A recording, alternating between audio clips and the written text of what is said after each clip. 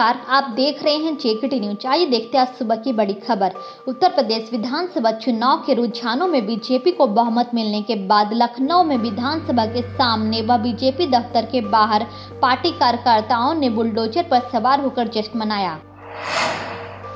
BJP विधानसभा चुनाव में आम आदमी पार्टी ने बहुमत का आंकड़ा पार कर लिया है। दिल्ली के बाहर आपकी यह पहली जीत है और पार्टी ने कॉमेडियन से नेता बने भगवंत मान को मुख्यमंत्री उम्मीदवार बनाया था।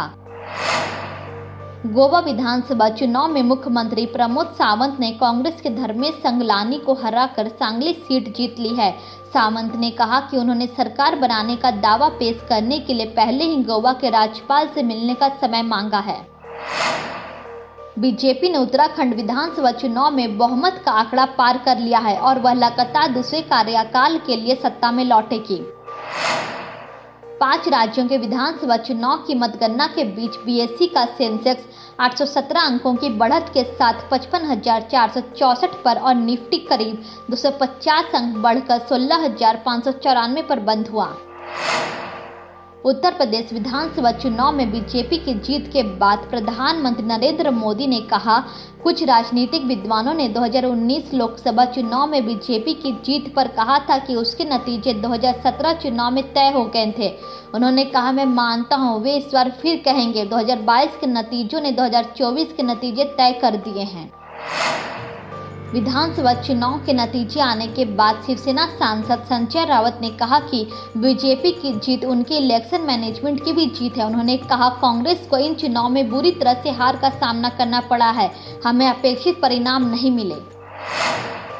रेलवे ने ट्रेनों में चादर, कंबल और पर्दे मुहैया करने की सुविधा फिर से शुरू करने का आदेश जारी किया है।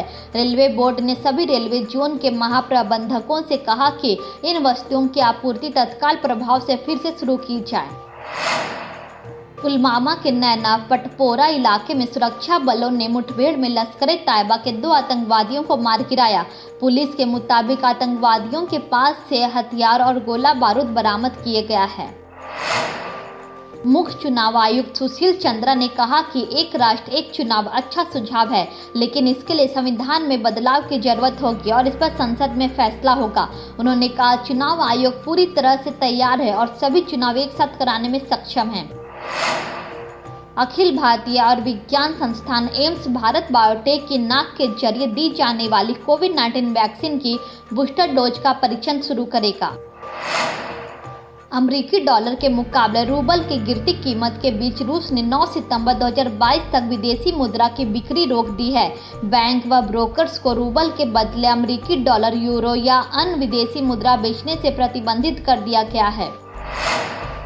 भारतीय पेसर झूलन गोस्वामी महिला वनडे विश्व कप इतिहास में संयुक्त रूप से सर्वाधिक विकेट लेने वाली गेंदबाज बन गई है। उन्होंने 2022 विश्व कप में न्यूजीलैंड के खिलाफ मैच के दौरान केटी मार्टिन को आउट करते ही ऑस्ट्रेलिया की लिन पुल्स्टन के 39 विकेटों की बराबरी की। महिला विश्व कप 2022 में मेजबान न्यूजीलैंड ने भारत को 62 रन से हरा दिया है, जो टूर्नामेंट में भारत की पहली हार है।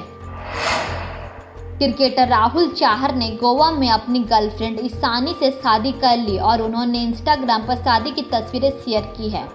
इस तरह की खबरों को देखने के लिए देखते रहिए जेकेटी न्यूज। कोरोना से बचाव के लिए सरकार द्वारा बनाए गए सभी नियमों का पालन करें। 2 गज की दूरी, मास्क से जरूरी ना भूलें।